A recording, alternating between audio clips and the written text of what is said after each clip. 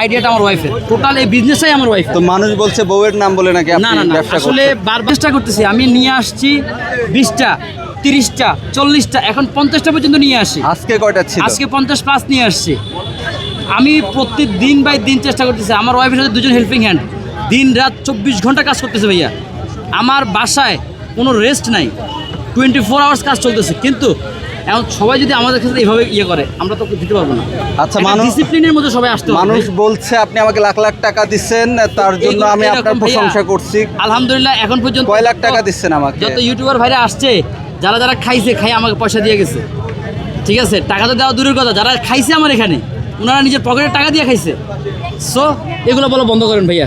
আমি আসলে কি আজ পর্যন্ত দেখছেন আমি কারো সম্পর্কে কখনো কোনো বাজে মন্তব্য করতে, আপনি যে কোনো মানুষকে সম্পর্কে বলতে বলবেন, ইনশাল্লাহ সবসময় পজিটিভ থাকবো। কারণ আমার থেকে কখনো মানে কারো খারাপ শুনবেন না ইনশাল্লাহ। আর আমি আচ্ছা, ওইরকম এই আইডিয়াটা কার ছিল ভাবিন না আপনার শুরু? টোটালি আইডিয়াটা আমার ওয়াইফের, টোটাল এই বিজনেসটাই আমার ওয়াইফ। তো মানুষ বলছে বউয়ের নাম বলে নাকি না আপনি না না, ব্যবসা আসলে করছেন? বারবার বলতেছি যে আমার রেস্টুরেন্ট আছে, আমার বাবার রেস্টুরেন্ট আছে, দেখাশোনা করি।